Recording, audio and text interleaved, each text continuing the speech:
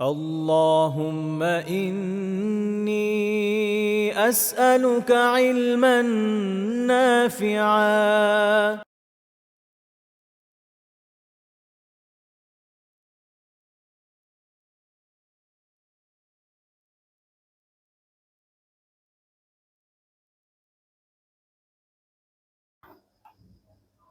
إن الحمد لله نحمده ونستعينه ونصلي على رسوله الكريم وعلى آله وصحبه أجمعين أما بعد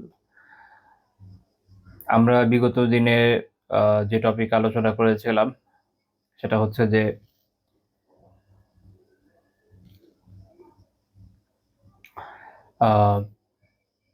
জালেমদের ফাসিকদের মহব্বত করা, আল্লাহ তাআলার যারা ওয়ালি তাদেরকে ঘৃণা করা, অর্থাৎ মুমিনদেরকে ঘৃণা করা, মুমিনদের অপছন্দ করা যে কবিরা গুনাহ, এই বিষয়ে আলহামদুলিল্লাহ গতদিন আমরা আলোচনা করেছি। আজকে আমরা যে বিষয়টা নিয়ে আলোচনা করব সেটা আসলে যেটা আমি গতদিন বলেছিলাম যে শেখ রাহিমাহুল্লাহ তাআলা তার কিতাব আল কাবাইরে মূলত এই দুইটা বিষয়ের মাঝখানে আরেকটা বিষয় এনেছেন। তো আমি এটাকে স্কিপ করে গিয়েছিলাম, সেটা আমরা আজকে আলোচনা করব। সেটা হচ্ছে ফহশ। তো ওনার অধ্যায় হচ্ছে বাবুল ফহশ। ফহশ কি জিনিস? এটা হচ্ছে আমরা বাংলা যেটাকে বলি না অশ্লীলতা, অর্থাৎ এটা একটা বড় কবিরা গুনাহ, সেটা হচ্ছে অশ্লীলতা। তো এই বিষয়ে উনি একটি অধ্যায় কায়েম করেছেন এবং এখানে দুটি আয়াত উল্লেখ করেছেন। আমরা ইনশাআল্লাহ তাআলা এই বিষয়ে প্রাসঙ্গিক বিভিন্ন বিষয় নিয়ে আলোচনা করার চেষ্টা করব। তেমনিতে তো আমরা বাংলায় বলি যে অশ্লীলতা, অনুবাদ করে দিলেই হয়ে গেল, নাকি একটু ব্যাখ্যা বিশ্লেষণ করলে বিষয়টা একটু বোঝা যায়। আবিধানিকভাবে এই যে শব্দটা ফহশ, এটার অর্থ সম্পর্কে ইমাম ইবনু ফারিস রাহিমাহুল্লাহ তাআলা আরবি বড় অভিধানবেত্তা ছিলেন। ওনার কিতাব মু'জামু মাকাইসিল লুগাহ, ওখানে বলছেন যে এই যে শব্দ, এই যে একটা শব্দ যেটা ফা হা শিন নিয়ে গঠিত, উনি বলছেন যে এটা হচ্ছে কালিমাতুন তাদুল্লু আলা কুবহিন ফি শাই ওয়া শানাআ। যে এটা হচ্ছে এই বিষয়ে জানায়, বোঝায়, দালালাত করে যে কোনো বিষয়ের মধ্যে দুইটা বিষয় থাকলে সেটাকে বলা হচ্ছে ফহশ। কি জিনিস? একটা হচ্ছে কোবহ। কোবহ মানে হচ্ছে নিকৃষ্টতা, মন্দত্ব। তাহলে প্রথমে এটাতে থাকা লাগবে যেখানে নিকৃষ্টতা, মন্দত্ব থাকে সেটা। দ্বিতীয় হচ্ছে শানাআতুন। শানাআতুন মানে হচ্ছে কদর্যতা, নোংরামি, অশ্লীলতা। তাহলে কোনো কিছুর মধ্যে যখন নিকৃষ্ট, মন্দ, কদর্য, নোংরা, অশ্লীলতা থাকে, তাহলে আমরা এটাকে বলছি এটা হচ্ছে ফাহশ, এটা হচ্ছে ফহশ। তো এই সেখান থেকে কয়েকটা শব্দ আছে, ফহশ, ফাহশা, ফাহিশা। তো কেউ এরকম বলেছেন যে কুল্লু শাইইন জাওয়াজা কদরাহু ফাহুয়া ফাহিশ। যেমন প্রত্যেক বিষয় যেটা যে নির্ধারিত পরিমাণ সেটাকে যখন অতিক্রম করে চলে যায় সেটা হচ্ছে ফাহিশ। এই শব্দের বা আগেকার আবিধানিক অর্থের প্রয়োগ শুধুমাত্র অশ্লীলতা বোঝাতে ব্যবহৃত হতো না। এরকম যেকোনো কিছুতেই আ অনেক বিষয়ের ক্ষেত্রেই তার সীমা লঙ্ঘন বোঝানোর জন্য একসময় এই শব্দের ব্যবহার ছিল। বাট এখন এটা স্পেসিফিকলি আমরা সাধারণত অশ্লীলতা বোঝাতেই ব্যবহার করি। ইমাম ইবনু মানজুর রাহিমাহুল্লাহ তাআলা লিসানুল আরাবে বলছেন যে, ইবনু সিদা রাহিমাহুল্লাহ বলছেন যে আল ফাহশুল ফাহশুল ফাহিশা, এটা হচ্ছে এই যে আল কাবিহু মিনাল কওলি ওয়াল ফি'ল, অর্থাৎ কথা এবং কাজের যে কদর্যতা, নিকৃষ্টতা, এটা হচ্ছে কি এই ফহশ। তাহলে অশ্লীলতা শুধুমাত্র যে কেউ কোনো কাজের মাধ্যমে করবে এটা না। যেমন কেউ জিনা করলো, ব্যভিচার করলো, আমরা বুঝি যেটা হচ্ছে অশ্লীলতা। তো এই অশ্লীলতা শুধুমাত্র কাজের মধ্যে সীমাবদ্ধ নয়, বরং এটা মানুষের কথার মধ্যেও এটার মধ্যে কথার মধ্যেও বিস্তৃত। অর্থাৎ মানুষ যখন অশ্লীল কথা বলে, এই যে যেমন দেখেন অশ্লীল গালি দেয়। আমাদের সমাজে তো কোনো অঞ্চলের মানুষের অবস্থা লিয়াকতুবিল্লাহ এরকম হয়েছে যে তারা তো গালি ছাড়া কথাই বলতে পারে না। বিশেষ করে যারা বেশি ইয়ং, তাদের মধ্যে একটা প্রবণতা দেখা যায় যে তারা অনেক বেশি আ গালিগালাজে অভ্যস্ত। শুনতেও খারাপ লাগে। এমন আসলে গালি তো শুনতে ভালো লাগে না। কিন্তু কিছু গালি আছে এত নিকৃষ্ট, তো এই ধরনের নিকৃষ্ট ধরনের গালি দেখা যাচ্ছে অবলীলা একজন আরেকজনকে দিচ্ছে। আরেকজনের মধ্যে কোনো গায়রত নাই। কোনো আত্মসম্মান, মর্যাদা বোধ নাই যে তার মা বা বোন বা যে কাউকে নিয়ে নিকৃষ্ট গালি দিচ্ছে। এটা দাঁত কেলিয়ে হাসছে, বেগায়রত বদমাইশ কোথাকার।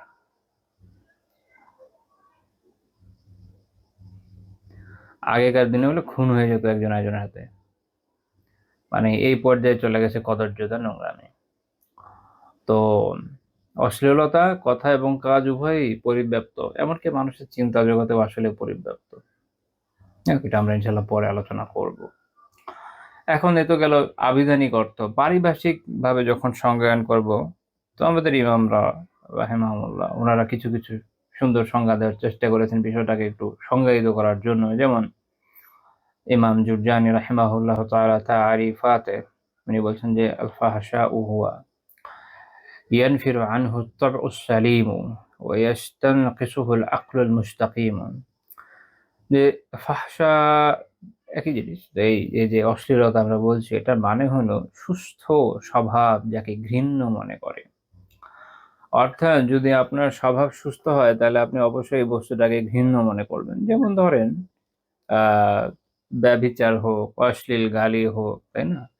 বা এখনকার হিসাবে আমরা যদি আসলে এগুলো উদাহরণ না দিলে বেশি খুশি হতাম। কিন্তু তারপরে প্রয়োজনের কারণে কিছু কিছু উল্লেখ না করলেই হয় না, যে কিছু নিকৃষ্ট বিষয় যেগুলো আ বিভিন্ন ডিজিটাল মাধ্যমে মানুষ দেখে, সেটা নাচ হতে পারে, সিনেমা হতে পারে বা আরো যা যা আছে। তো এগুলো এমন বিষয় যে কারো যদি সুস্থ স্বভাব থাকে, স্বভাব সুস্থ হয়, সে আসলে এটাকে কখনো খুশি মনে গ্রহণ করতে পারে না, সেটাকে ঘৃণা করবে। তাহলে মনে রাখেন যে যখন এই ধরনের কোনো কিছু আপনি দেখে আনন্দিত হয়ে যাচ্ছেন, খুশি হয়ে যাচ্ছেন, আপনার মনে রাখতে হবে যে আপনার সুস্থ স্বভাব নাই, আপনার স্বভাব সুস্থ নাই, এটা অসুস্থ হয়ে গেছে। আপনার স্বভাব অসুস্থ হয়ে গেছে। কোনো অশ্লীল নাচ দেখে আপনি খুশি হয়ে গেছেন, আপনার স্বভাব অসুস্থ হয়ে গেছে। কোনো অশ্লীল মুভি দেখে বা যেগুলোতে শালীনতা তো আসলে এইসব বিষয়ের মধ্যে নাই। প্রাগৈতিহাসিক কাল থেকে বিলুপ্ত হয়ে গেছে।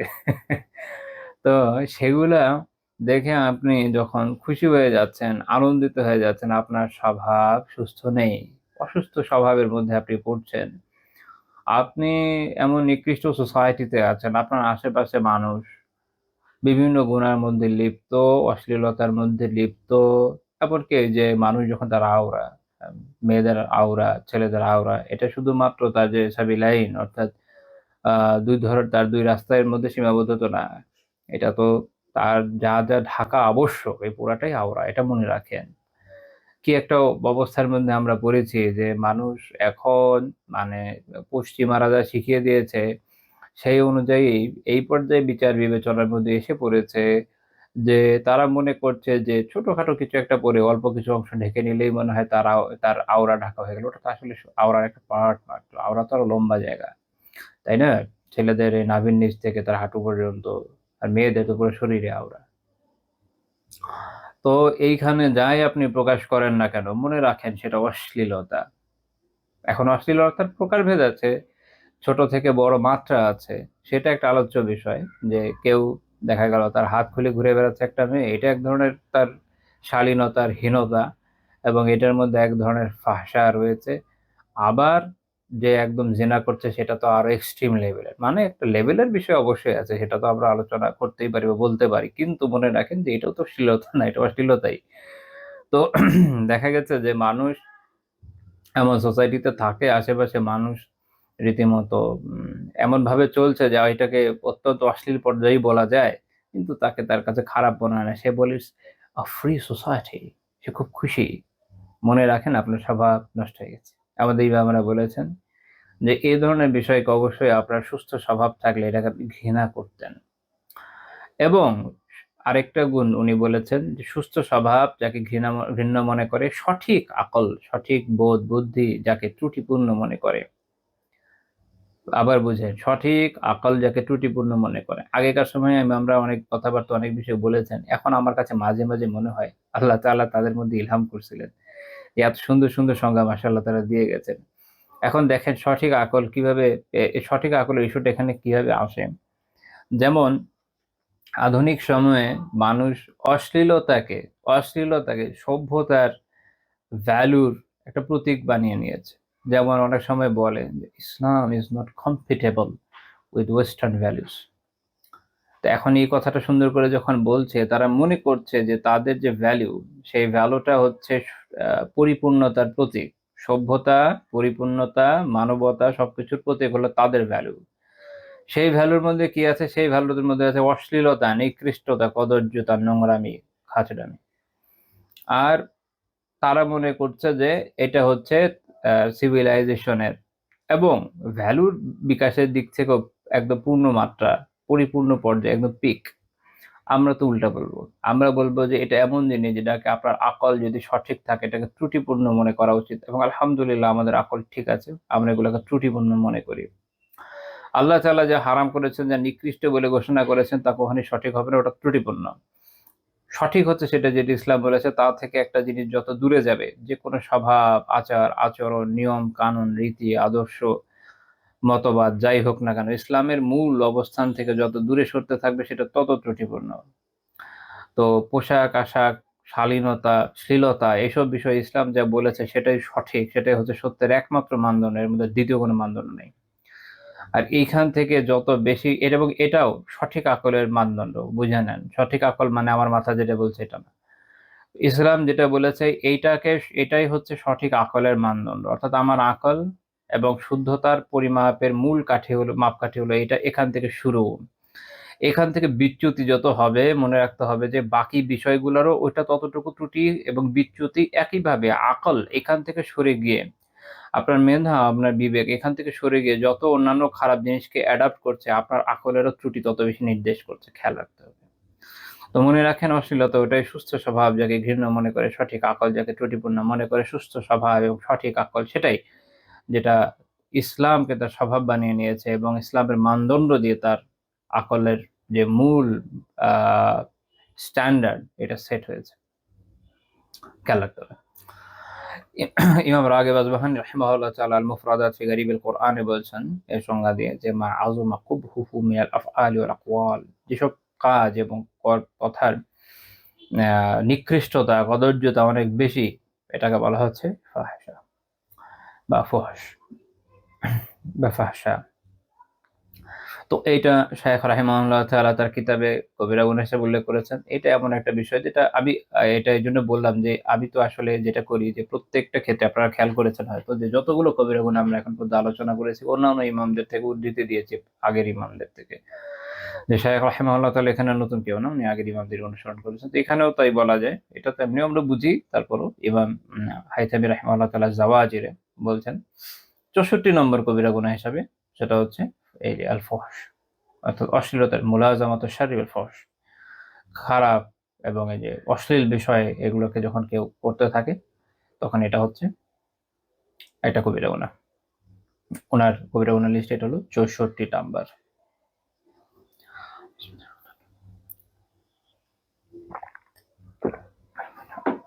তো আজকে আমরা এই বিষয়ে কয়েকটা আয়াত ইনশাআল্লাহ তাআলা আলোচনা করব। এ বিষয়ে বেশ কিছু হাদিসও আছে। শায়খ রাহিমাহুল্লাহ তাআলা ওনার এখানে ২টি আয়াত মাত্র উল্লেখ করেছেন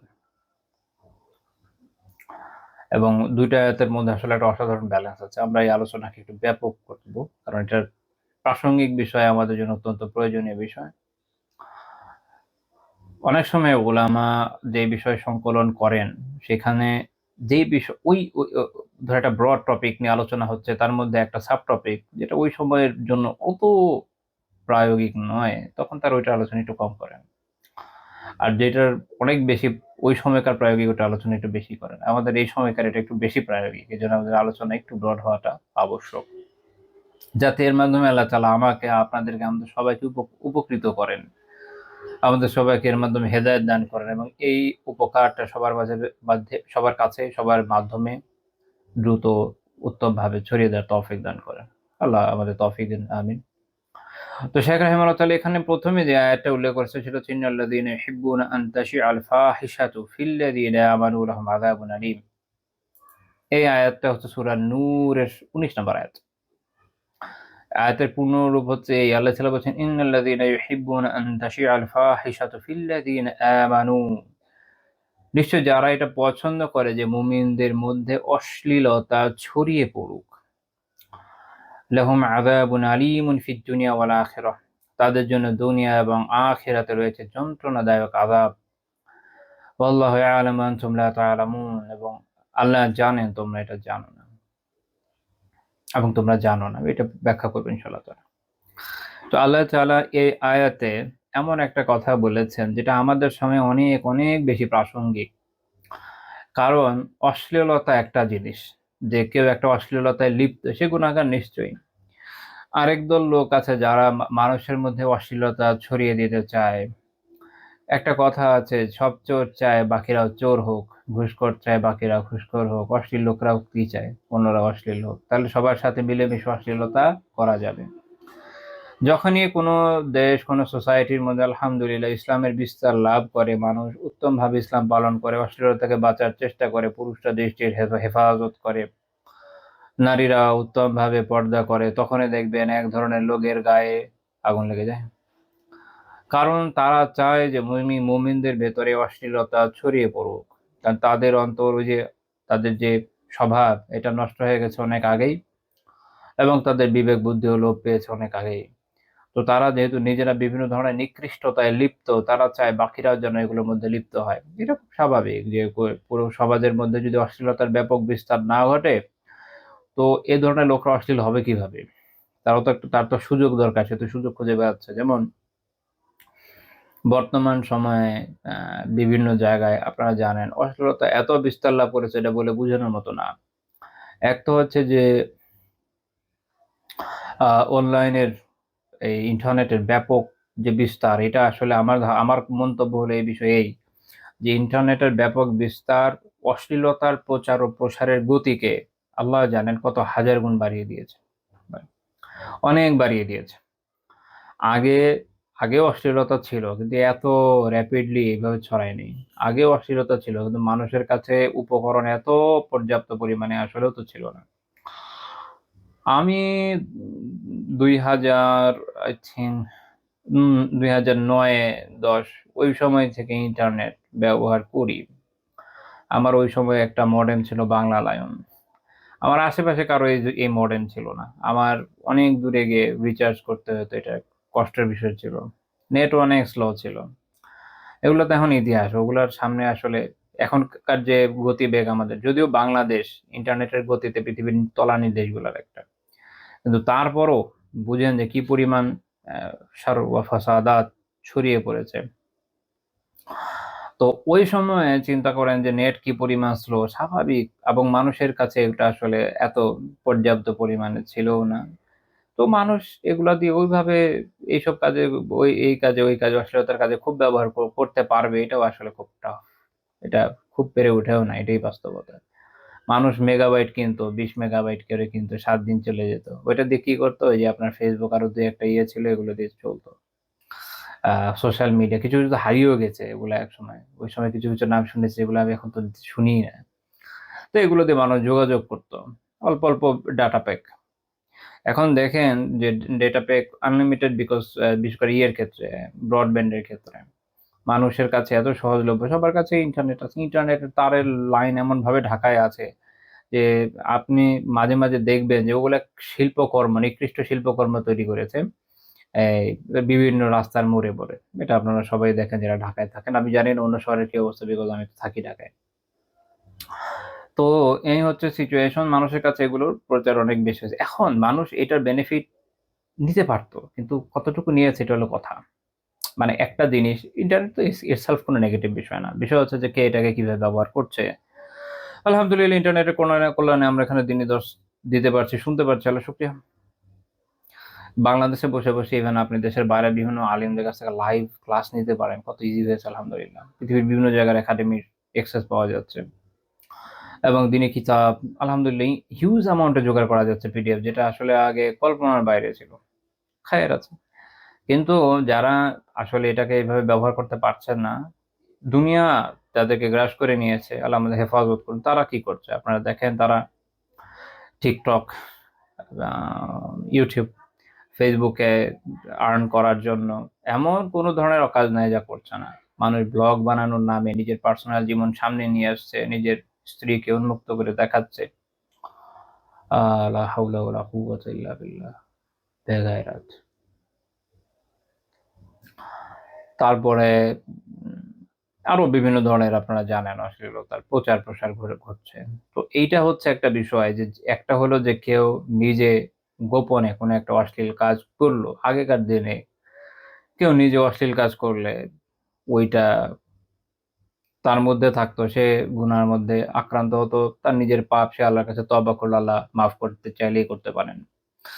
এখন মুসিবত হয়েছে যে মানুষ এই অশ্লীলতা নিজের মধ্যে রাখছে না, ছড়িয়ে দিয়েছে, এটা দিয়ে আর্ন করতে চাচ্ছে। আরো তো কত মাধ্যম হচ্ছে, ওগুলো আমি সব জানিও না, যারা দরকারও বোধ করি না, আল্লাহর কাছে আশ্রয় প্রার্থনা করি। বাট আপনারাও আমার থেকে অনেক ভালো জানেন। তো চিন্তা করেন, মানে আমি যতটুকু জানি তাতেই তো হাঁপিয়ে যাই।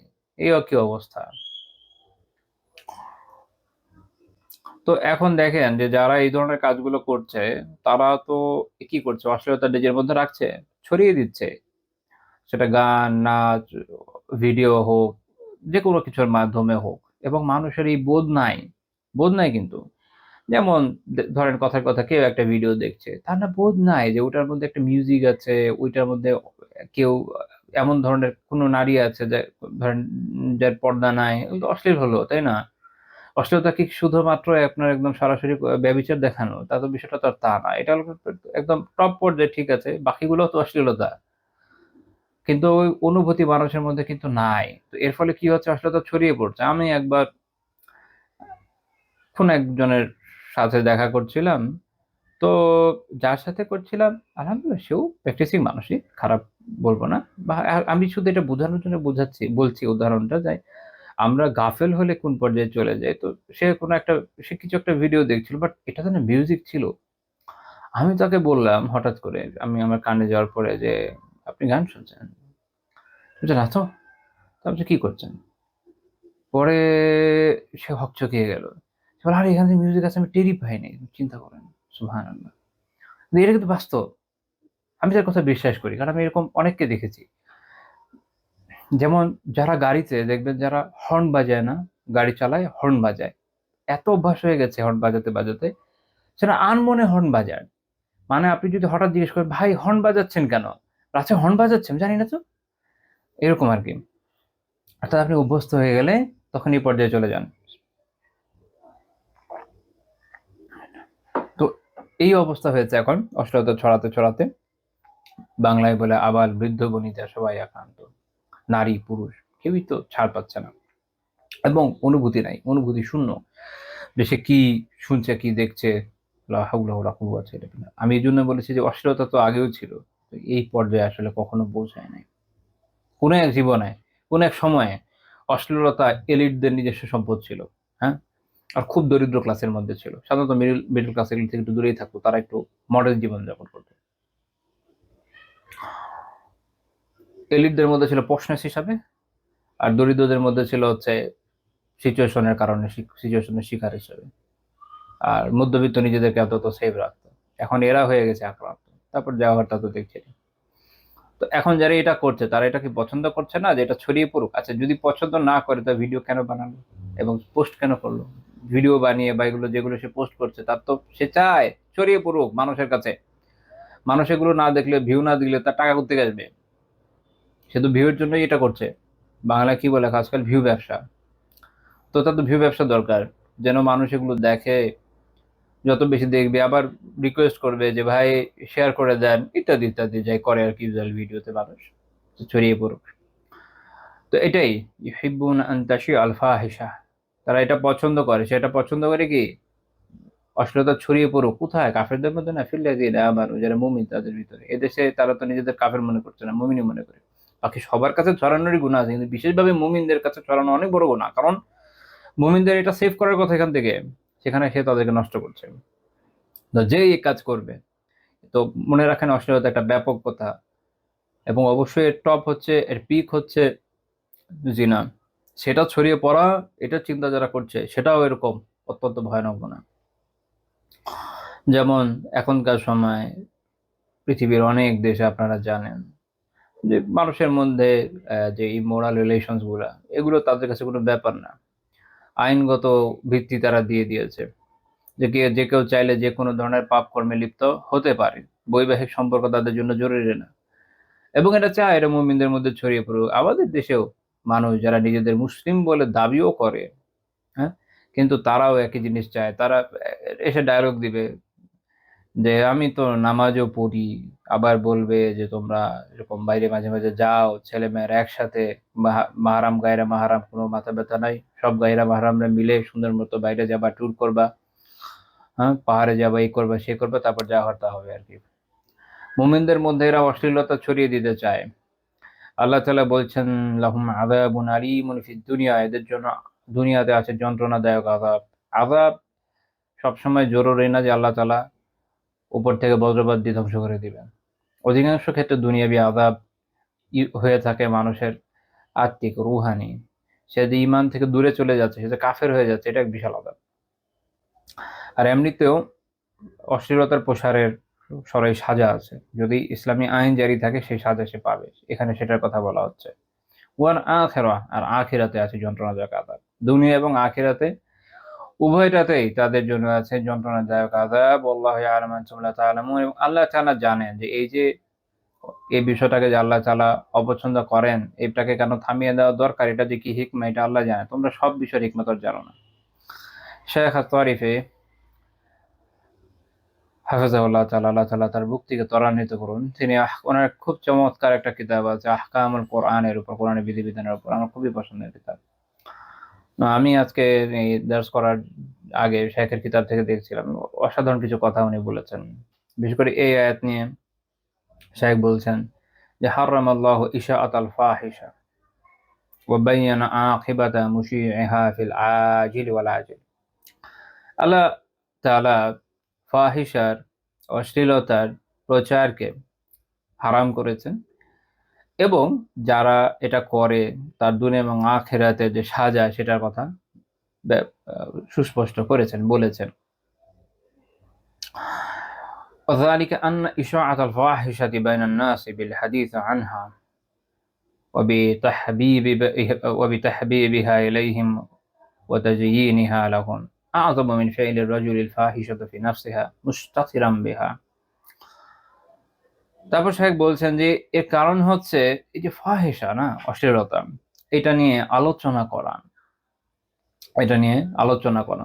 শুধু ফাহিশা আরেকজনকে বলা যে এই দেখ এ একটা নিকৃষ্ট জিনিস, সে নিজে দেখেছে, দেখ দেখ, এভাবে ছড়িয়ে দেয়। যেমন দেখবেন যে ক্লাসমেটরা বন্ধুদের কাছে একজন একজনের কাছে অশ্লীল জিনিস ছড়িয়ে দেয়। আবার দেখা যাচ্ছে আলিবাদবিল, এখন আসলে এমন সব কেস আছে, খারাপ বিষয়, খুবই খারাপ বিষয়, পরিবারের ভিতর ছড়িয়ে যায়। দেখা যাচ্ছে হাজব্যান্ড ওয়াইফ এরকম শেয়ার করছে। ওই যে বললাম কিছু আছে অনুভূতিরা, কিছু আছে অনুভূতির সাথে করে। তো যাই হোক, তো এই যে অশ্লীলতা, এটা নিয়ে যে আলোচনা, এটা কি হয় যে এটা এবং এটাকে আরেকজনের কাছে প্রিয় করা, তার কাছে সৌন্দর্যমণ্ডিত করে উপস্থাপন করা একটা অশ্লীল বিষয়কে, এইটা ব্যক্তির নিজে গোপনে কোনো অশ্লীল কাজ করার থেকে অনেক বড়, অনেক ক্ষতিকর, অনেক খারাপ বিষয়। وذلك لأن الإشاعة تفسد جماعة من الناس وتوقعهم فيها। এই কারণ হচ্ছে যে এই প্রচারটা, এটাতে যেটা হয় সেটা একদল মানুষকে একদল মানুষকে তারা নষ্ট করে ফেলে। অর্থাৎ আগে যেখানে ফাহিশা শুধু তার একার ক্ষতি ছিল, এখন দেখা যাচ্ছে কি এটাকে যখন সে প্রচার করছে, তখন এটা অন্য আরো একদল মানুষকে নষ্ট করে এবং তার এর মধ্যে পতিত হয়, তার এই গুনাহটা করে ফেলে।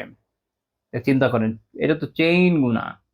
একটা এই যে একটা নিকৃষ্ট ভিডিও, একটা হারাম জিনিস, এই ধরনের অশ্লীলতার বিষয়ে মানুষ যখন পরস্পর শেয়ার করছে, তার নিজের আগে একার গুনাহ ছিল, এখন না আনলিমিটেড, সে জানে, সে খুশি হচ্ছে যে আমার এই একটা হারাম বিষয়ের ভিডিও, হারাম কন্টেন্ট, এইটা 1 মিলিয়ন 1 বিলিয়ন মানুষ দেখেছে।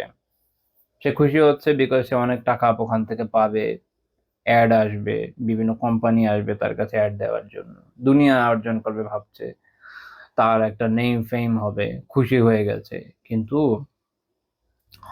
সে এটা ভাবছে না, অ্যাটলিস্ট যদি মুসলিম হয় তার এটা ভাবা উচিত যে এত মানুষের গুনাহ নিয়ে আমি উঠবো কিভাবে পরকালে, নিজেরটা নিয়েই তো ইয়ানাফসি ইয়ানাফসি, সেখানে এত এত মানুষের গুনাহ আল্লাহ মাফ করেন, এটা চিন্তার বাইরের বিষয়। কিভাবে মাফ পাবো, এটা ভাবা উচিত ছিল না তার?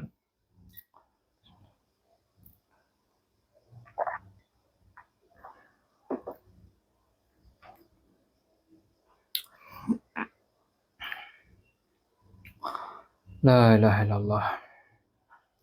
তো শেখ হাফিজাহুল্লাহ তাআলা একটা খুব সুন্দর কথা বলেছেন। এটা আমার খুব পছন্দ হয়েছে কথাটা। উনি বলেছেন যে অশ্লীলতার প্রচার শরিয়া শুধু এইজন্য নিষেধ করেনি। ফাশারিয়াতু লাম তানহা আন ইশাআতিল ফাহিশাতি লিকাউনিহা কাযিবা।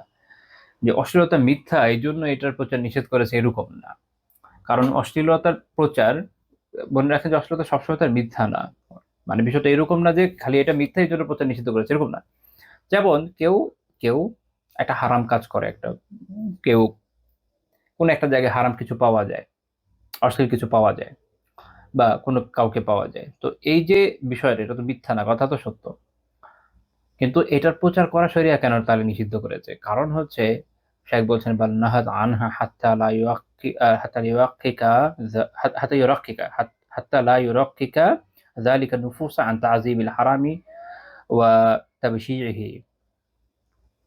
উনি বলছেন যে এটা নিষেধ করেছে এই জন্য যে আমি একটু ব্যাখ্যার সাথে অনুবাদ করি সেটা হলো এই যে এগুলো প্রচার করতে থাকলে যেটা হয় যে নফসের কাছে হারামের যে ভয়াবহতা এবং কদর্যতার একটা অনুভূতি থাকে। নফস যদি সুস্থ নফস হয় বা শুরুতেই তো নফস খারাপ থাকে না। একটা মানুষ ছোটবেলায় আলহামদুলিল্লাহ বিশুদ্ধ নফস নিয়ে দুনিয়াতে আসে। নষ্ট হয়ে যায় সমাজের কারণে।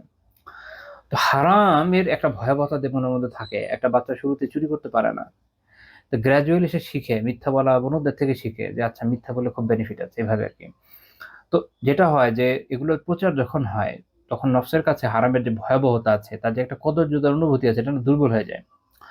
এবং সে বলছেন যে অশ্লীলতা নিয়ে আলোচনা করার মাধ্যমে অশ্লীলতা নফসের কাছে সৌন্দর্যমণ্ডিত হয়ে উপস্থাপিত হয় এবং এক পর্যায়ে সে এই যে অশ্লীলতা এই বিষয়টাকে হালকা মনে করে। কি মনে করে? হালকা মনে করে।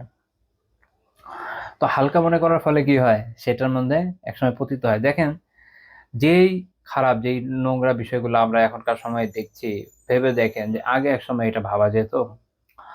এখন মানুষ যে ধরনের সিনেমা বা যা ইভেন ফ্যামিলির সাথে বসে দেখে, আগে এগুলি একা দেখলে বাপ ধরতে পারলে ধরে পিটানি লাগাতো। একা তো দেখা দূরের কথা হলে গিয়ে লুকিয়ে দেখতো। বাংলা সিনেমা কেউ হলে গিয়ে লুকিয়ে দেখেছে তারপর বাপের হাতে ধরা ধরা পড়লে সম্ভ্রান্ত পরিবারে মাইর খাওয়া নিশ্চিত ছিল। আলহামদুলিল্লাহ এর ফলে আমাদের যে পারিবারিক ব্যবস্থা, সমাজ অনেক ভালো ছিল। আমাদের টাকা কম থাকতে পারে, আমরা ভালো ছিলাম। বলেন আমরা আসলে খুব ভালো আছি এখন আগের চেয়ে? আমাদের ধরেন আলহামদুলিল্লাহ অনেক কিছু নেয়ামত আছে, ঠিক আছে। কিন্তু চিন্তা করেন যে ঠিক আছে বাঙালির অনেক টাকা হয়েছে, হ্যাঁ? অনেক ডিজিটালাইজেশন হয়েছে। কিন্তু বাঙালির আগে যতটুকু যা ছিল সেটাতে সে তো পরিতৃপ্ত ছিল। তার আ কি বলে? তার যে পরিবারের সম্ভ্রম এটা রক্ষিত ছিল। তারপরে চিন্তা করে দেখেন খাবার যেগুলা ছিল ভেজাল কত কমই ছিল। আমার মনে আছে ১ম ভেজাল জিনিসটার সাথে মানে খাবারে ভেজাল এই জিনিসটা নিয়ে কথাবার্তা শুনলাম হচ্ছে গত বিএনপি সরকারের সময়। তখন খুব মোবাইল কোর্ট-টোর্ট ইয়ে-টিয়ে করল। আমরা গ্রামে অবাক হয়ে যেতাম। আচ্ছা খাবারে ভেজাল কি হয়? আমি তখন একদম বিএনপি শুরুর সময়টা ঢাকায় ছিলাম না? শেষের দিকে এসেছি। তো এই হচ্ছে মানে খাবারের ভেজাল। না আমরা তো আর ওই মফস্বল শহরে এই ধরনের জিনিস দেখিনি আলহামদুলিল্লাহ। যাকে তো আমরা খাঁটি। বাজার থেকে কিনে নিয়ে এসেছি। সবকিছু আলহামদুলিল্লাহ। থাকার মধ্যে হচ্ছে দুধের মধ্যে একটু পানি মিশিয়ে থাকে আরকি। বাকি উপাদানগুলো আলহামদুলিল্লাহ ভালোই খেয়ে আসছি। এত খারাপও ছিল না। এখন আপনি চিন্তা করেন, আপনি এখন বাংলাদেশের যেখানেই যান, উপজেলা পর্যায়ে মফস্বলে যান, সেখানে কি ধরনের খাবার মানে শুদ্ধ খাবার পাওয়া তো কঠিন এই দেশে। খুবই, খুবই কঠিন। যাই হোক, তো তাহলে এই যে এগুলো ছড়িয়ে পড়ে কি হয়েছে? ধ্বংস হয়ে গেছে সমাজ। এবং মানুষের মধ্যে অশ্লীলতার বিস্তার লাভ করেছে। এই বিষয়গুলো যখন ছড়াচ্ছে, আলোচনা যত ছড়াচ্ছে, মানুষ শুনছে, শুনে তার মধ্যে সে পতিত। এইজন্য দেখবেন উলামা যথাসম্ভব অনেক ক্ষেত্রে চেষ্টা করেন অনেক অশ্লীল বিষয়কে আলোচনায় না আনতে। কারণ আপনি যখন শুনবেন, শুনলে আপনার মধ্যে পড়ে যাওয়ার একটা সম্ভাবনা থাকে না? যে জিনিস জানেন না, একটা আছে যে একটা কথা বলে যেটা হচ্ছে অজ্ঞতার নিরাপত্তা। যে জিনিস জানেন না এটা আপনার জন্য অনেক দিক দিয়ে ভালো। আলহামদুলিল্লাহ। জানেন না পতিত হওয়ার সম্ভাবনা কম, খুবই কম। জানলে না পড়বেন। এই বিষয়টা ঘটনা মনে পড়ে গেল। বেশ কয়েক বছর আগে কোন একটা তখনকার একটা পত্রিকা, ইসলামী পত্রিকা। ওনারা একটা প্রতিবেদন করলেন ডেটিং অ্যাপ নিয়ে। তো এখন এইটা তো আসলে সারা দুনিয়াতেই আছে, কাজে এটা উল্লেখ করার এমন কোনো সমস্যা আশা করি হবে না। তো এই যে জিনিসগুলো চলছে, এখন বাংলাদেশে কোনটা আছে এটা তো আর কেউ জানি না আমরা। বিশেষ করে যারা আলহামদুলিল্লাহ দিন পালন করে, আরো জানি না ওই সময় মনে যারা দিন ওইভাবে পালন করে না তারাও একটু কমে যেত। যাই হোক, ওনারা একটা অনুসন্ধানী প্রতিবেদন দিলেন যে বাংলাদেশে কোন কোনটা অ্যাক্টিভ আছে। এখন বলতে গিয়ে ওনারা এটা নাম সহ বলে দিলেন যে এই অ্যাপ একটা অ্যাক্টিভ আছে। তো তারপরে যা হওয়ার তা হইলো, অনেকের মধ্যে কি হলো, পতিত হয়ে গেল। আল্লাহ হেফাজত করেন। ইভেন আমার এক পরিচিত ভাই, যথেষ্ট দিনদার মনে করি, হঠাৎ করে আমি ওনার কাছ থেকে একদিন কথায় কথায় ওই ওই প্রসঙ্গ নিয়ে আলোচনা হলো, বললাম যে এটা না করলে ভালো করতেন, অনেকে এটাতে পড়েও গেছে। পরে অবশ্য আলহামদুলিল্লাহ ওনারা ওদের এডিশন থেকে এটা সরিয়ে নিয়েছে, বাট কিছু ক্ষতি তো হয়েছে। অনেকে এগুলোর মধ্যে ঢুকে যাওয়ার কথা, মানে আমি আমার নিজস্ব চিন্তা থেকে বলছিলাম ওনার সাথে আলোচনা করতে গিয়ে যে ওনারা যেটা দিলেন এটা যদি অনেকে তো কি করবে, ঢুকে যাবে এটাতে। মানুষ তো আর জানে না, জানানোর কি দরকার, বললে দিলেই হতো যে এরকম এরকম চলছে, বাস সার্চ করে তো সব পাওয়া যেত না। সাংবাদিকদের যতটুকু অ্যাক্সেস থাকে সবার তো আর থাকে না, সবকিছু সার্চ করে পাওয়া যায় না আসলে। তো সেই ভাই বললো যে ভাই আমি তো ঢুকে গেছিলাম। সুবহানাল্লাহ, কেন? দেখার জন্য কি হয়। আচ্ছা, তারপরে বের হয়ে আসছে, বলে যে অনেক মানুষ, বাংলাদেশের অনেক মানুষ অ্যাক্টিভ আছে, আমি দেখলাম, দেখে খুব খারাপ লাগলো যে এত মানুষ অ্যাক্টিভ। আমার কথা হচ্ছে যে এটা দেখার দরকারটা কি? মানে ওটা দেখে আমি কি করবো? আমি তো জানলাম যে বাংলাদেশ অ্যাক্টিভ আছে এবং অনেক মানুষ এটার মধ্যে আছে। আল্লাহ তাআলা হেদায়েত দান করেন তাদেরকে, আমাদের সবাইকে এগুলো থেকে বাঁচান, আমিন। ওদের সুস্থ স্বাভাবিক পরিবার গঠনের তৌফিক দেন, আমিন। এখন ওইটা তো পত্রিকাতে ওরা রিপোর্ট করেছে, খুঁজে খুঁজে যা দেখার সাংবাদিক দেখিয়ে নিয়েছে, আপনার দেখার দরকারটা কি? কিন্তু দেখেন এইভাবে মানুষ যখন একটা অশ্লীলতা সম্পর্কে জানে এর মধ্যে পড়ে যায়। তো এই জন্য শেখ বলছেন যে এটা নিয়ে আসলে ফাহেসা জিনিস নিয়ে বেশি আলাপ আলোচনা হলে যেটা হয় যে মানুষের কাছে এটা একসময় সহজ হয়ে যায়। তো ওই যে দেখেন আগে এই যে মুভিগুলা, এখন মানুষ এগুলো দেখে, যে কোনো জায়গায় দেখে, বাসে আহ অটো দিয়ে যাতায়াত করছে, মানুষের যন্ত্রণা অস্থির হয়ে যেতে হয় মাঝে মাঝে।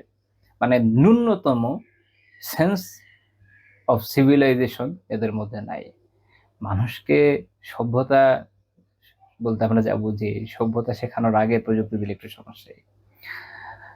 আপনি দেখবেন যে বাসের মধ্যে যাচ্ছে, এয়ার কন্ডিশন বাস, তার মধ্যে তারস্বরে সে তার মোবাইলে ছেড়ে রেখেছে কোনো এক গান বা কোনো কিছু। কেন? এত শুনতে মন চাইলে হেডফোন দিয়ে শোনো। তো তারা এটা ছেড়ে বসে থাকবে। মানে এই যে দেখেন ফাহেসার বিস্তার, সে নিজে গুণাগার হচ্ছে, বাকিদের শুনতে বাধ্য করার মাধ্যমে ডাবল গুণাগার হচ্ছে। ডাবল না, অনেক গুণ বেশি গুণাগার হচ্ছে, কারণ যতজন শুনবে সবগুলো পাপ পা যাবে,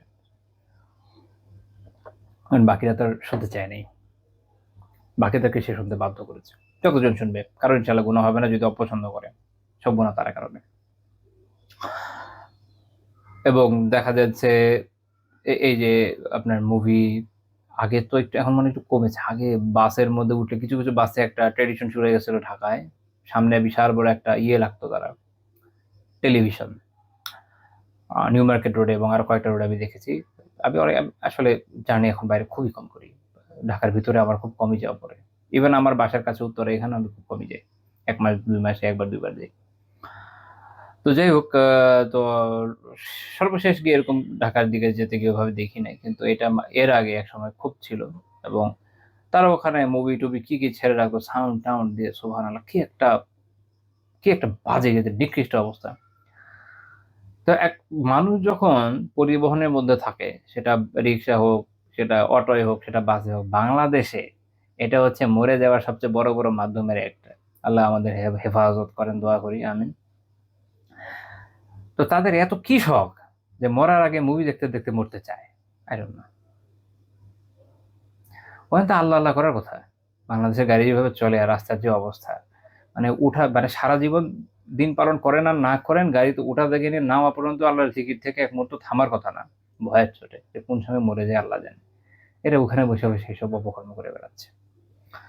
তো এইভাবে যখন ফাহেসা নিয়ে আলোচনা বিষয় ছড়াতে থাকে, মানুষ এটাকে হালকা মনে করে। যেমন এখানে যখন প্রথম প্রথম এগুলো হয়েছে, ওলামা বাধা দিয়েছে, সালেহিনরা বাধা দিয়েছে।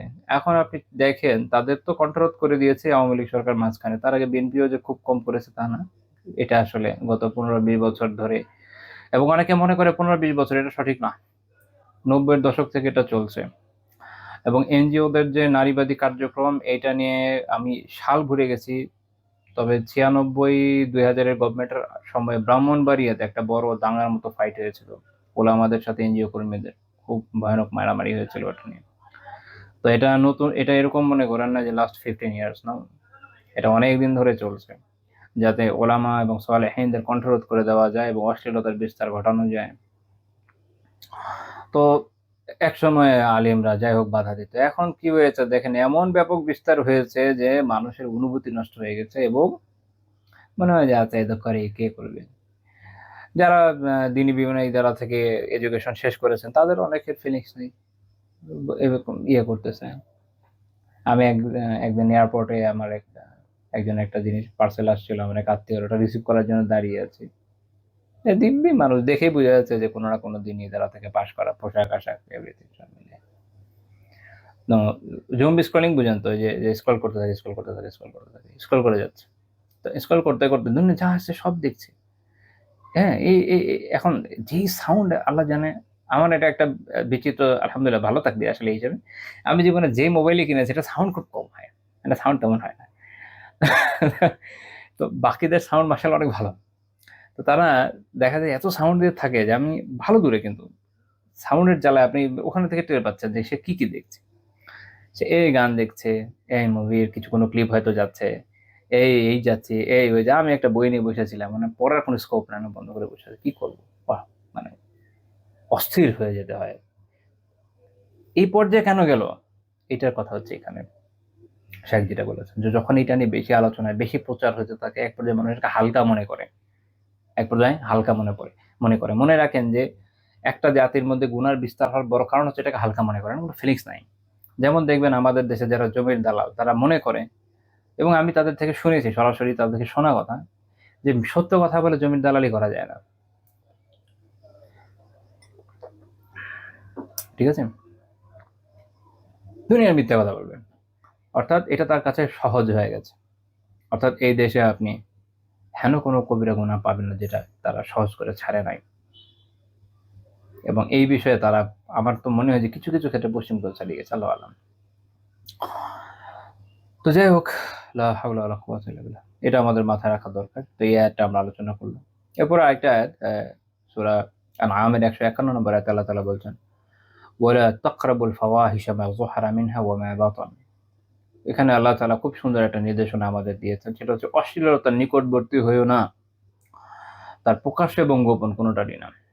প্রকাশ্য এবং গোপন, এটা আমাদের জন্য একটা বড় একটা দিক নির্দেশনা, যে আমরা যদি আল্লাহ তাআলার মেহেরবানিতে এটার অনুসরণ করতে পারি, তাহলে আশা আছে যে আমরা বিভিন্ন গুনাহ থেকে বেঁচে থাকতে পারবো। কারণ এখানে একটা গুরুত্বপূর্ণ কথা বলা হয়েছে যে ওয়ালা তাকরাবু, নিকটবর্তী হইও না তোমরা।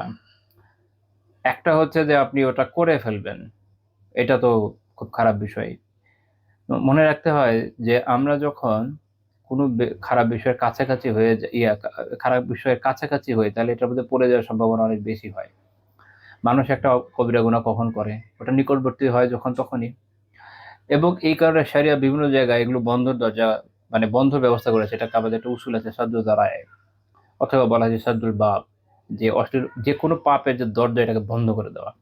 ওই সুযোগই রাখবেন। অনেকে বলে যে এটা তো হারাম না, হ্যাঁ ওটা হারাম না, কিন্তু হারামের দিকে নিয়ে যায়। উসুল হচ্ছে ওটাকে বন্ধ করে দিতে হবে। যেমন এই আয়াতে বলা হচ্ছে নিকটবর্তী হয় না, তাহলে নিকটবর্তী হওয়ার যে মাধ্যম বন্ধ করে দাও। তাই এই জন্য আপনি এটা মনে করতে পারেন না যে আমি সমুদ্রের মধ্যে দিব ঝাঁপ, গা ভিজবে না, এটা হতে পারে না। ঝাঁপ দিলে গা তো ভিজবেই।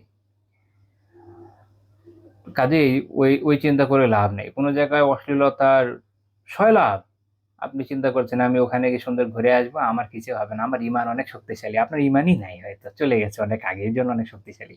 আপনার ভিতরে না, বাইরে কোনো জায়গায়। ঈমান থাকলে অনুভব করতেন যে আল্লাহ তাআলা নিষেধ করেছে, কাছাকাছিও না যেতে। এটা একটা বিশাল উসুলি কথা, যে কারণে উলামা দেখা গেছে এমন অনেক বিষয়কে নিষিদ্ধ ঘোষণা করেছেন যেগুলো মানুষকে হারামের দিকে নিয়ে যায়। আমি মুফতি তাকি উসমানী হাফিজাহুল্লাহ তাআলা একটা ফতোয়া পড়েছিলাম। উনি বলেছেন যে তার জন্য মোবাইল ব্যবহার করা হারাম, যে এটার হারাম থেকে বাঁচতে পারে না। এটা বাস্তব।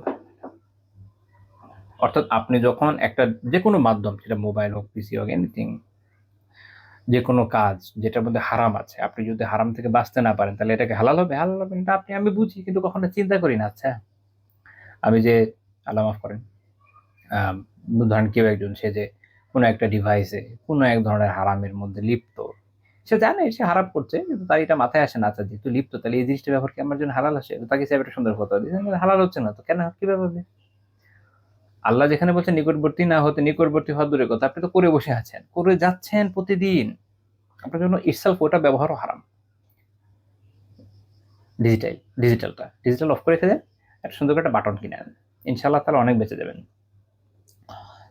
কিছুদিন আগে আমি শেখ আহমদ মুসা জিবরি হাফিজাল্লাহ তাআলা একটা গত রমাদানে ওনার একটা লেকচার শুনছিল, খুব ভালো লাগছিল, ওখানে এটা নিয়ে সুন্দর আলোচনা করছেন। সেখানে উনি কোন একজন ভাইয়ের কথা উল্লেখ করেছেন যে অ্যাপল তার ডিভাইস থাকার পরও সে ওটার ওয়াচ যেটা ঘড়িটা ব্যবহার করে কেন? কারণ ওই যে ওটার যে হারাম জিনিসগুলো ওইটার সমস্যা থেকে সে বেঁচে থাকে এটা ব্যবহার করার মাধ্যমে, ওটা খুব সুন্দর বিষয়। আমাদের দেশে সুযোগ আছে, যার আসলে মোবাইল হাতে নিলে পিসি খুললে হারাম না করে থাকতে পারে না, কিন্তু সে খুব চায় বাঁচার জন্য, তার জন্য উত্তম পরামর্শ হচ্ছে যে আবার আগের মতো হয়ে যান, ডিজিটাল থেকে বের হয়ে আসেন, অ্যানালগ টাইপের হয়ে যান, অনেকটা সাধারণ বাটন মোবাইল ইউজ করেন, অনেক কিছু থেকে বেঁচে থাকবেন ইনশাআল্লাহ তাআলা। আর যদি আল্লাহ তাআলা মেহেরবানিতে আপনি ওইটা থেকে মানে এটার যে ডিজিটাল যে ডিভাইসগুলো, আধুনিক যে মডার্ন ডিভাইসগুলো, এগুলোর যে ক্ষতি, এটা থেকে যদি আপনি আলহামদুলিল্লাহ বেঁচে থাকতে পারেন, আপনি যদি আল্লাহ তাআলার মেহেরবানিতে এটা যে খায় সেটা নিতে পারেন, তাহলে আপনার জন্য হালাল, কোনো সমস্যা নেই, করেন, কেউ না করবেন আপনাকে। তো যাই হোক, এখানে আল ফাওয়াহিশের অর্থে শেখ ডক্টর ওয়াহাব জুহাইলি রাহিমাহুল্লাহ তাআলা তাফসীরুল মুনীরে বলছেন, এটার উনি একটা ব্যাপক অর্থ দিয়েছেন, অর্থাৎ কাবায়ের, যত কবিরা গুনাহ সবই। তো উনি বলছেন অর্থাৎ যেটা আইমা উনি এটার ইয়েতে যেটা বলেছেন সেটা হচ্ছে যে যত যে সকল পাপ এবং বিশেষ করে জিনা, উনি বোঝান একটা জিনা, অর্থাৎ উনি ভাই বলছেন যে আল কাবাইরু আইমা আজমা জুরমুহু, আইমা আজমা জুরমুহু ওয়া যামবুহু কাজিরা, যে সকল সেই সকল কবিরা গুনাহ যেগুলোর অপরাধ এবং পাপ অনেক বড়, বিশেষ করে যেমন জিনা, এগুলোকে মূলত উনি বলছেন এগুলো ফাওয়াহিশ। তো উনি আরেক জায়গায়, এটা হচ্ছে একটা জায়গায় তাফসিরে, আরেকটা জায়গায় উনি খুব সুন্দর আলোচনা করছে একটু সামনে গিয়ে।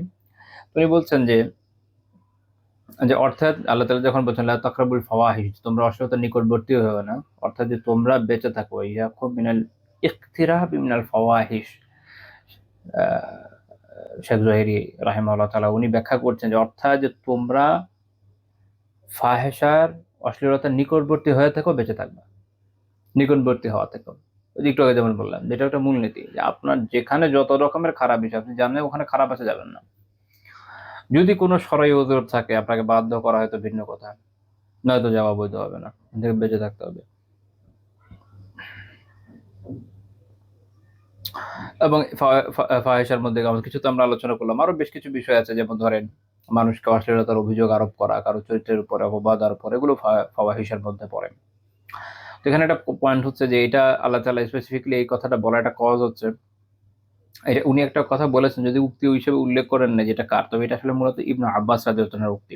উনি বলেন না যে ইবনে আব্বাস বলেছেন, কিন্তু এটি ইবনে আব্বাস রাদিয়াল্লাহু আনহুর উক্তি। সেটা হচ্ছে যে আরবরা জাহেলিয়াতে, উনি বলছেন যে কানাল আরাবু ফিল জাহিলিয়াতি লা ইয়ারাউনা বাসান ফিজ জিনা সিররা, এরা যখন গোপনে লোকচক্ষুর অন্তরালে জিনা করত, ব্যভিচার করত, এটাকে তারা খারাপ মনে করত না, কিন্তু প্রকাশ্যে করলে খারাপ মনে করত। মানে প্রকাশ হলে সো ব্যাড, গোপনে করলে সমস্যা নেই। দেখেন আধুনিক জাহেলিয়াতে পশ্চিমারা কি তেমনই মনে করছে না? একই ধরনের চিন্তা ভাবনা এখনো, মানে জাহেলিয়াত যুগে যুগে একই রকমই হয়। তো আল্লাহ চাইলে দুই ধরনের বিষয়কে হারাম করে দিয়েছেন, অর্থাৎ গোপনে করো আর প্রকাশ্যে করো, সব জিনাই হারাম। এখন কেউ গোপনে এই ধরনের জিনা ছাড়া আরো যা হতে পারে, যেমন কেউ গোপনে অশ্লীল কোনো কিছু দেখছে। এখন আমাদের সমাজের অবস্থা হচ্ছে যে প্রকাশ্যে না দেখলে ইজ গুড, গোপনে তো মানুষ বলে না, বয়সের দোষ কত কিছুই করে, যে যারা এই ধরনের কথা বলে না, ওরা একটা হারামকে হালাল করে নিচ্ছে, এটা একটা বড় কুফরি করছে।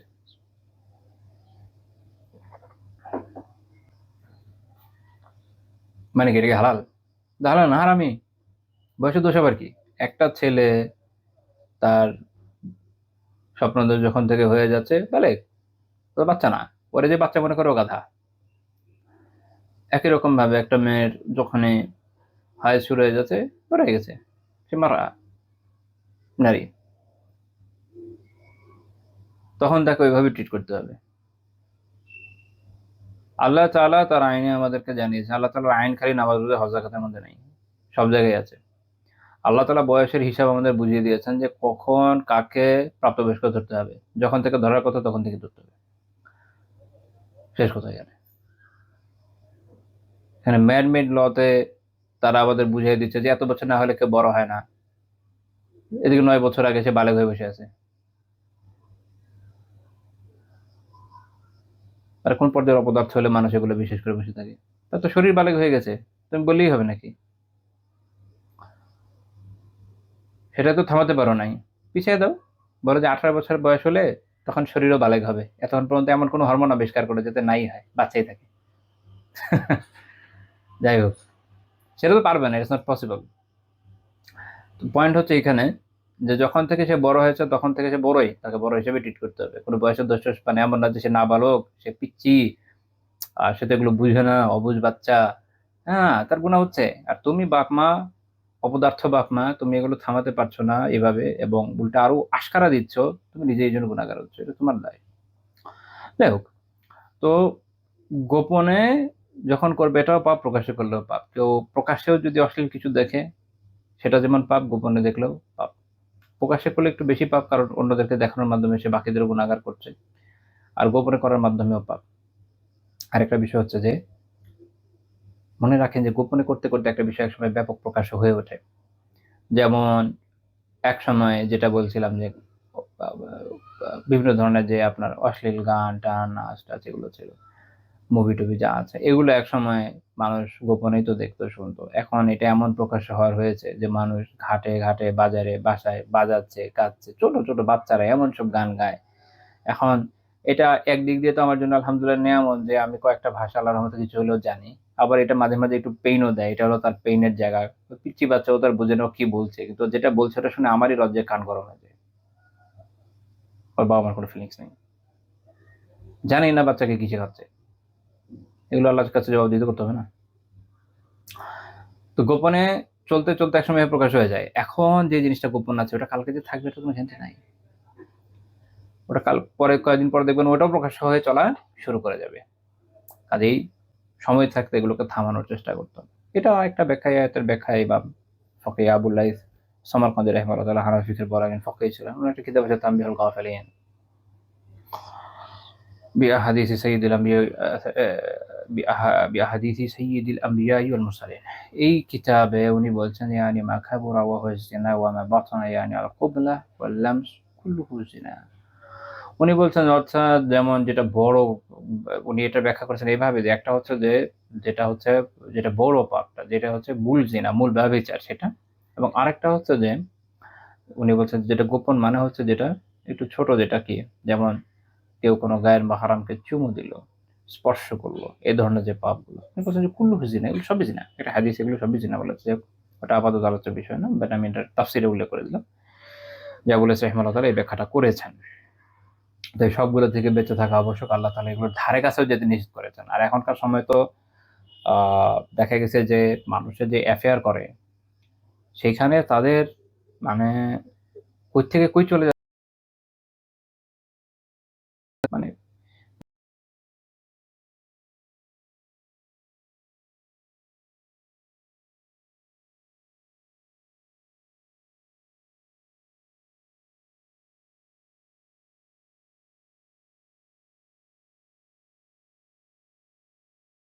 অশ্লীলতা এমন পর্যায়ে ছড়িয়ে গেছে যে এটাকে একমাত্র আল্লাহই থামাতে পারেন, বাট আমাদের ট্রাই করতে হবে। অন্তত নিজের পরিবারে ট্রাই করতে হবে। সামনে কতটুকু করতে পারি এটা আল্লাহ তাআলা জানেন, বাট চেষ্টা তো আমাদের করতেই হবে। বিশেষ করে যেহেতু সরকার এবং প্রভাবশালী যে আপনার প্রেশার গ্রুপগুলো আছে তাদের একটা চাহিদা থাকে এইসব বিষয় ছড়িয়ে দেওয়ার জন্য। এদের সাথে তো আসলে শুধু মুখ দিয়ে কথা বলে আমরা খুব বেশি কিছু করতে পারবো না, বাট কিছু তো ট্রাই করতেই হবে। কারণ কিছু না করলে এটাও হারিয়ে যাবে, আলটিমেটলি আমরা ক্ষতিগ্রস্ত হবো। আল্লাহ তাআলা সূরা আরাফে ২৮ নম্বর আয়াতে বলছেন, ওয়া ইযা ফাআলু ফাহিশাতান ক্বালু ওয়াজাদনা আলাইহা আবাআনা ওয়াল্লাহু আমারানা বিহা। আল্লাহ তাআলা কুফফারদের একটা কথা উল্লেখ করছেন। মক্কার কুফফার যারা ছিল তারা যে বিভিন্ন ফাহিশা কাজের মধ্যে লিপ্ত ছিল। তো আল্লাহ বলছেন যে তারা যখন ফাহিশা কোনো কাজ করতো, অশ্লীল কোনো কাজ করতো, তাদের যখন বলা হতো এই বিষয়ে, তখন তারা কি করতো? তারা বলতো যে আমরা তো আমাদের বাবা দাদাকে এই অবস্থায় পেয়েছি এবং আল্লাহ তাআলা আমাদের এরকম আদেশ দিয়েছেন। অর্থাৎ কাফেরদের বৈশিষ্ট্য হচ্ছে যে তারা,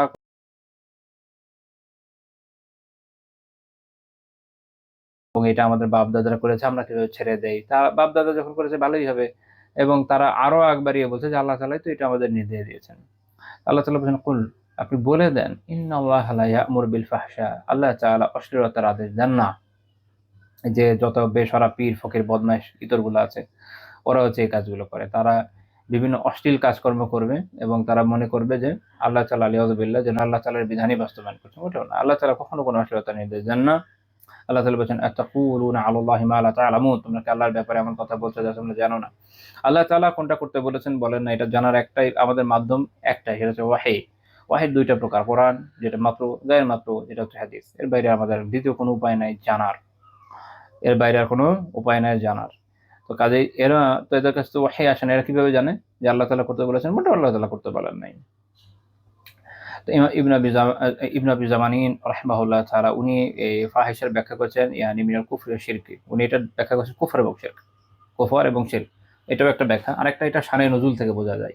ইমাম মুজাহিদ রাহিমাহুল্লাহ বলছেন যে কানাল মুশরিকুনা ইয়াতুফুনা বিল বাইতি ওয়ারাতান ইয়াকুলুনা নাতুফু কামা ওয়ালাদাতনা উম্মাহাতুনা।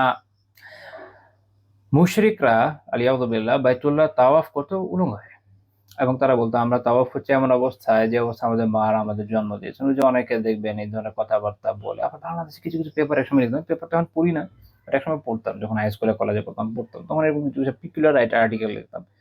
ন্যাচারালিস্ট এই ধরনের কিছু লোক, তারা নিজেদেরকে বলছে ন্যাচারালিস্ট, তারা ব্যাক টু নেচার টাইপের কিছু, ব্যাক টু নেচার, হ্যাঁ, এই ধরনের কিছু আন্দোলন করতো। সেখানে তারা এরকম দেখা যায় মানুষ তো জন্মের সময় কাপড় ছিল না, এখন পড়ার কি দরকার। আর যেহেতু ডারউইনের একটা থিওরি তাদের কাছে আছে যে মানুষটা আসলে বিবর্তনের মাধ্যমে আসছে, তো বাকি প্রাণী আর আমাদের মধ্যে পার্থক্য কি? হ্যাঁ, এই হচ্ছে এদের অবস্থা। আল্লাহ তাআলা আমাদেরকে মানুষ হিসেবে পয়দা করেছেন এবং আমাদের আশরাফুল মাখলুকাত বানিয়েছেন, শেষ কথা। এবং আমাদের সাথে অন্যান্য প্রাণীদের পার্থক্য অনেক জায়গায়, একটা দুইটা জায়গায় না, অনেক জায়গায়। তার মধ্যে বড় পার্থক্য হচ্ছে আল্লাহ তাআলা বাকি সবকিছু বানিয়েছেন আমাদের খিদমতের জন্য, আর আমাদের বানিয়েছেন তার ইবাদতের জন্য। আর দ্বিতীয় বিষয় হচ্ছে এখানে আমাদের মধ্যে শ্লীলতা আছে, এদের প্রাণীদের মধ্যে ওই হিসাবে নাই। তাদের কাপড়ের প্রয়োজন পড়ে না, আল্লাহ তাআলা বিধানই রাখেন না। আমাদের জন্য কাপড়ের প্রয়োজন আছে, বিধান আল্লাহ রেখেছেন। তো মুজাহিদ রাহিমাহুল্লাহ বলছেন যে নারীরা যারা, তারা কি করতো? তারা তাদের দেখা গেছে যে তাদের যে গুপ্তাঙ্গ, সেখানে তারা ফিতার মতো কোনো কিছু রেখে দিত, বাস এটুকু। এখনকার জাহেলিয়াত ওই অবস্থা গিয়ে পৌঁছেছে। লা হাওলা ওয়ালা কুওয়াতা ইল্লা বিল্লাহ। তো এই আয়াতে তাফসীরে শেখ আরিফি হাফিজাহুল্লাহ তাআলা বলছেন, এবং এটা আবার দেখি এটা দিয়ে আলোচনা শেষ করার চেষ্টা করবো। এখানে খুবই গুরুত্বপূর্ণ একটা কথা বলেছেন, মানে তাফসীরে।